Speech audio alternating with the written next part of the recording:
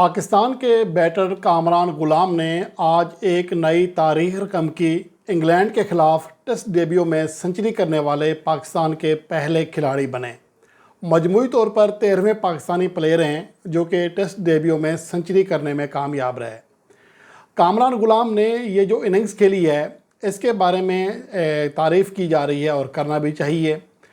اور میں جب بنگلہ دیش کے خلاف پاکستان کی سیریز شروع ہو رہی تھی تو میں نے یہی کہا تھا کہ بابر اعظم کو آرام دے کر کامران غلام کو موقع دیا جائے، جس نے پریزیڈنٹ کپ میں، چیمپئنز کپ میں، قائد اعظم ٹرافی میں سال سے پرفارمنس دی ہوئی ہے۔ لیکن اس کا مطلب یہ نہیں تھا کہ کامران غلام ہر صورت میں پہلی اننگز میں سنچری کرے گا، اور جو کر دی ہے تو یہ یقیناً خوش آئند ہے کامران غلام کے لیے، پاکستان کرکٹ کے لیے۔ لیکن میں نے ساتھ یہ بھی کہا تھا کہ خدا نخواستہ اگر وہ ناکام بھی ہوتے ہیں تو ان کی ایک سیریز سے اس کو جج نہیں کرنا چاہیے، کیونکہ اس پلیئر نے سال سے پرفارمنس دی ہوئی ہے۔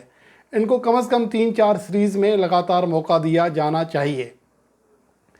لیکن کامران غلام کی سنچری کے بعد اب جب کچھ ایسے جرنلسٹ نہیں کہیں گے، گالیاں بکنے والے، طرح کی گالیاں جن کو آتی ہیں، ان کی جانب سے اب عجیب سی حرکتیں شروع ہو گئی ہیں۔ میں آپ کے سامنے ایک ٹائٹل دکھا رہا ہوں، ایک صاحب گزرے، کنگ کامران غلام۔ اور یار خدا کا خوف کرو، یہ گلی محلے کے بیٹھ کر پتہ نہیں یار کس طرح کی سوچ پائی جاتی ہے۔ ابھی کامران غلام کو کھیلنے دو، بیچارے نے پہلی اننگز کھیلی ہے، کنگ بنا دیا اسے۔ کیا وجہ صرف یہ نہیں ہے کہ وہ کامران غلام کی بیٹنگ سے بہت متاثر ہیں؟ متاثر کسی ایک کھلاڑی سے جیلسی ہے، انڈیا میں ویورشپ ہے، اینٹی بابر اعظم ویورشپ ہے، صرف یہ وجہ ہے۔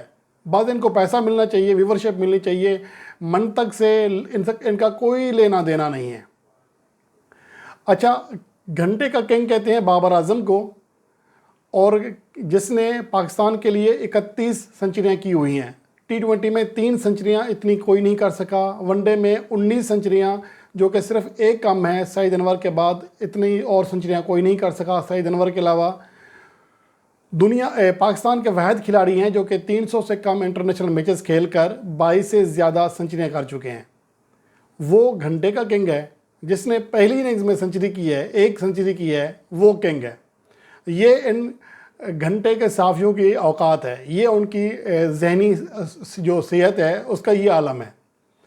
میرا یہاں کہنے کا مقصد یہ ہے کہ کامران غلام ایک باصلاحیت کھلاڑی ہے۔ اس طرح کی بات اب پتہ کیا ہے جو مجھے فیل ہو رہا ہے کہ بہت سارے جو سوشل میڈیا کے اور بھی ایسے ہیں نا کہ بھیڑ چال ہے یہاں پر، ایک کو دیکھ کر دوسرے کو دیکھ کر ہر کوئی ایسا ہو جاتا ہے، تو اس سے کیا ہوتا ہے کہ یہاں پر پھر کامران غلام کے اوپر پریشر بڑھنا شروع ہو جائے گا۔ اس نے یہ اب لوگ دیکھیں کمپیئر کرنا بھی شروع کر دیں گے، یہ غلط ہے۔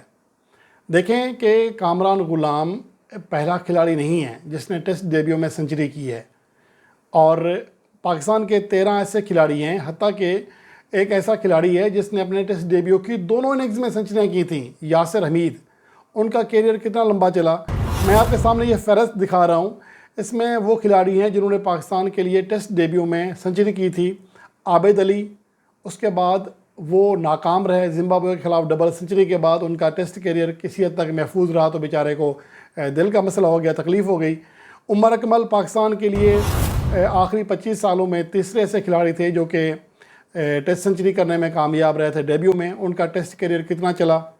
فواد عالم نے ٹیسٹ ڈیبیو میں سنچری کی، کتنا چلا کیریئر؟ اور ان کو ٹیسٹ ڈیبیو میں سنچری کے بعد صرف 2 میچز ملے، پھر کم بیک کرنے کے لیے 10 سال بعد ان کا کم بیک ہوا تھا۔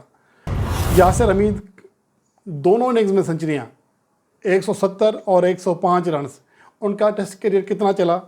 توفیق عمر، صرف یونس خان، سلیم ملک، جاوید میانداد آپ کو اس فہرست میں نظر آئیں گے جنہوں نے ٹیسٹ ڈیبیو کرنے کے بعد ایک لمبا عرصہ پاکستان کے لیے ٹیسٹ کرکٹ کھیلی ہے۔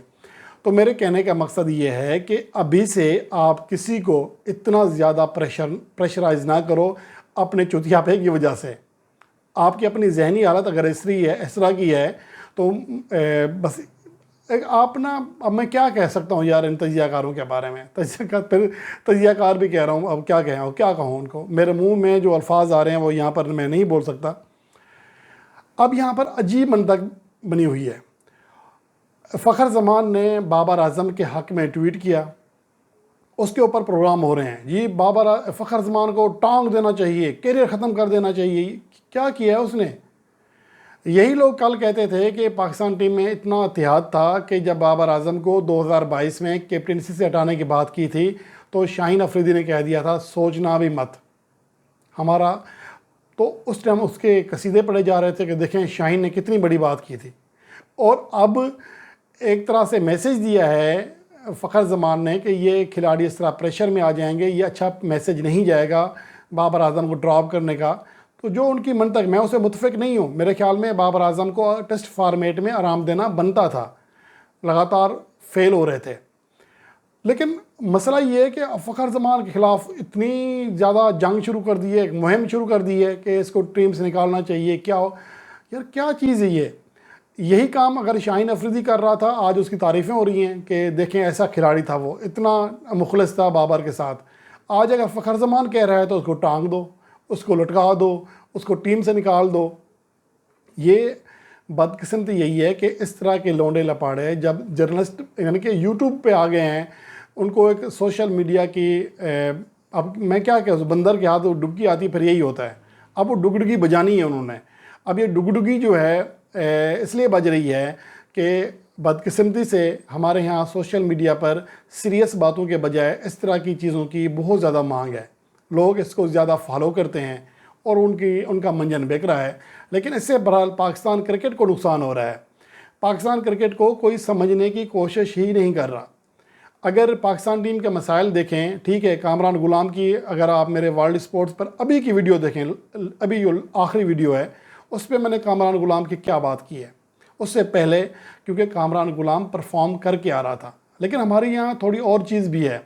हमारे बहुत सारे ऐसे डोमेस्टिक परफॉर्मर्स हैं जो कि पाकिस्तान टीम में आकर फेल हो जाते हैं। बहुत मिसालें हैं इसकी और एक लंबी फहरिस्त है। लेकिन माजी को छोड़ दें, करंट बात करते हैं। उस्मान खान अभी तक पाकिस्तान के लिए वैसी परफॉर्मेंस नहीं दे सके जैसा कि वो डोमेस्टिक में दे रहे हैं, PSL में दे रहे थे। इस तरह मोहम्मद अली वैसी परफॉर्मेंस नहीं दे सके, इब्रार अहमद वैसी परफॉर्मेंस यहाँ पर नहीं दे सके हैं। तो एक लंबी फहरिस्त है। सैम अयूब हैं, मोहम्मद हारिस हैं, वो तवक्कुआत पर पूरा नहीं उतरे हैं। ये कामरान गुलाम तो लकी हैं कि अल्लाह ने उनका साथ दिया, मेहरबानी की उनके ऊपर कि वो डेब्यू में सेंचुरी करने में कामयाब हो गया, वरना खुदा ना खास्ता वो भी नाकाम होते तो लोग इनके खिलाफ बातें कर रहे होते। तो यही चीज़ है।